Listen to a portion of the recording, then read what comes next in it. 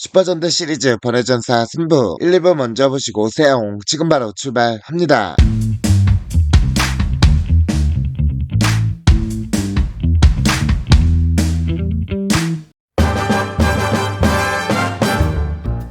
마지막으로는 오지 이사무의 아내이자 오지 오남매의 어머니. 차분하고 자상한 성격이면서 용기라면 남편과 자식들에게도 지지 않는 강인함을 갖추었다. 15년 전 남편을 잊고 오지 남매들을 홀로 키워냈으며 자식들의 각각의 성향을 잘 이해해주는 그야말로 이상적인 어머니로서의 모습을 보여준다. 얼음의 엘리먼트의 원천이 되는 천공 성자 스노우젤의 힘을 받아 흰색의 마법사 마지막으로 변신한다. 마법 속성은 얼음, 특화 마법은 마음을 전송하는 마법. 전투 시 주로 쓰는 주문도 빈 결계로 대상을 얼어붙게 하거나 얼음의 화살이나 결정 모양의 표창을 발사하여 공격한다. 세계관 최강자급인 남편만큼 아니지만 마법사 경력이 긴 만큼 기본 변신 폼의 자식들보다는 한참 강하다. 그래서 그런지 마지마도의 모습도 마지 레인저의 기본 폼과 레전드 폼의 중간 정도. 사적으로 무기인 마지 스틱도 자식들 것보다 굉장히 길어서 스태프처럼 보인다. 잘 알려지지 않은 그녀의 특화 마법이 마음을 전송하는 마법은 마루 데오나 세계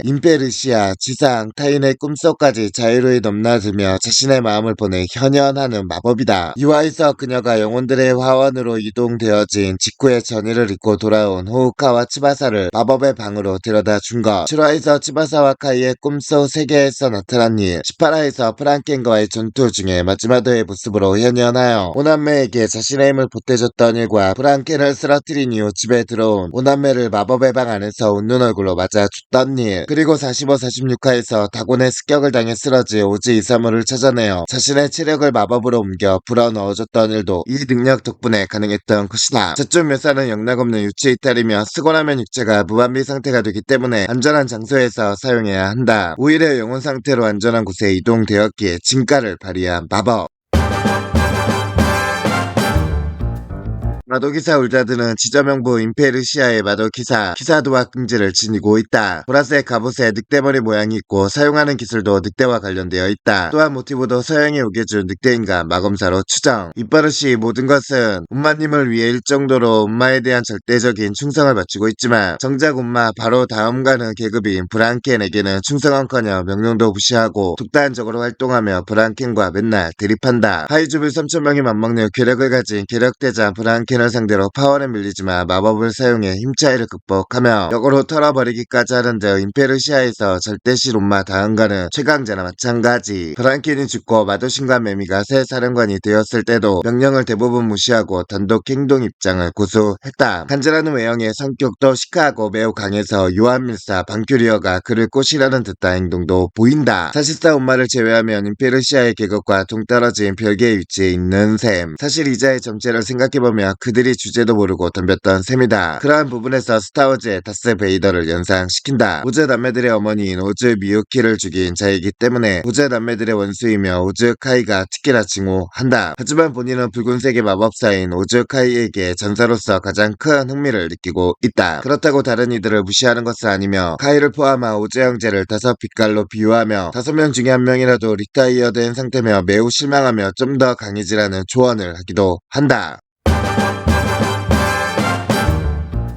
백업인 집안은 평소에는 검의 형태를 하고 있으나 인간형으로 변할 수 있으며 크기도 바꿀 수 있어 다이브 캔이 손에 쥘 수도 있으며 다이브 캔과 같은 크기의 인간형이 될 수 있다. 지능은 시키는 명령에 따르는 정도이나 사용자를 가린다. 주로 인간 형태인 채로 격투전을 펼치나 카레 형태로 사토루가 휘두르기도 한다.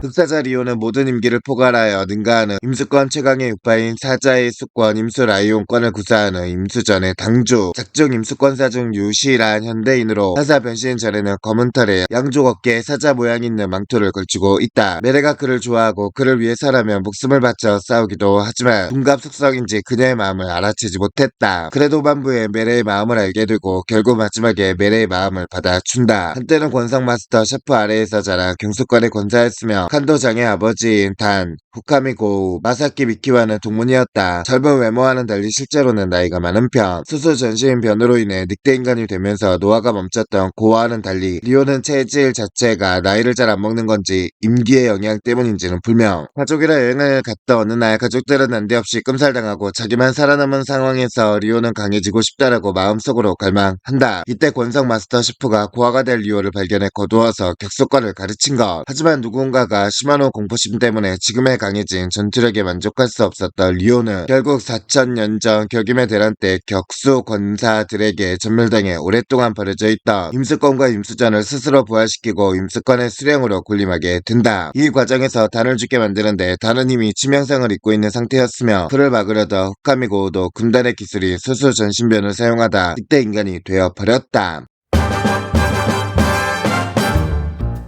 메레는 전신을 임기로 코팅해 주변 환경에 녹아드는 카멜레온의 습관인 임수 카멜레온권의 권사로 이를 활용한 기습이 특기다. 철수할 때나 생전의 모습으로 위태하는 데 활용도가 넓다. 주먹이나 콘크리트를 꿰뚫을 정도의 이력을 자랑하는 혀와 쌍차로 가끔 부채를 들고 있긴 하지만 이쪽은 전투에 쓰는 모습은 보여주지 않았다. 몸속에 바에라는 사형마가 있는데 이 녀석이 거대전 덕후라 거대화하면 메레 입을 통해 튀어나온다. 매번 바에를 파리채로 굿다하거나 구박하거나 괴롭히긴 하지만 때로는 매번 좀 챙겨주는 양심적인 행동도 하긴 했다.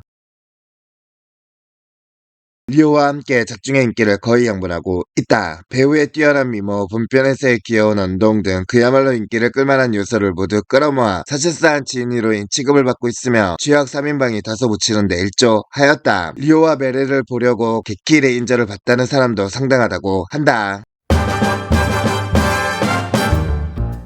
고로다 GT는 염신전대 고운저에 등장하는 메카. 흉내명은 고롤링 GT. 포지션은 굉갱전대 보우켄저의 대검인 주반이나 나중에 등장하는 번외전사 포지션이며 또한 주반처럼 휴대하여 들고 다닐 수 있으며 집자 전투나 거대화 또한 가능하다. 다만 주반과 다르게 해적전대 고카이저에서는 레인저 키로 나오지 못했다. 거대한 바퀴 형태인 휠 모드에서 로봇 형태인 액션 모드로 변형하며 휠 지지대 쪽에 슬롯에 투온 소울을 삽입하여 기동한다. 슬롯에는 고로다 GT 전용 투온 소울 말고도 일반 염신 소울도 들어갈 수 있어서 극중에서는 염신 스피돌이나 염신 베아르 V가 직접 들어가서 액션 모드로 변형하기도 했다. 하지만 일반 염신 소울이 들어가면 충전된 소울을 전부 흡수당해 액션 모드로 활동이 끝나면 재충전하기 전까지는 캐스트 사용이 불가능해지며 거대화에는 반드시 투온 소울이 필요하다. 휠 모드에서 스탠드를 전개한 다음 내부 소울의 에너지를 모두 사용해 돌진시키는 고로다 어택을 사용할 수 있으며 거대화한 다음 휠 모드로 변형한 후 스탠드를 전개하여 엔진호 지구나 G12의 에너지를 주입받아 돌진하는 필살기 고로다 스트라이크를 사용할 수 있다. 말이 길어서 별개 기술로 보이지만 결국 똑같은 기술로 거대화 이전에 사용하며 고로다 어택, 거대화 이후에 사용하며 고로다 스트라이크다. 고온저에 등장하는 메카 중에서 유일하게 염신이 아니다.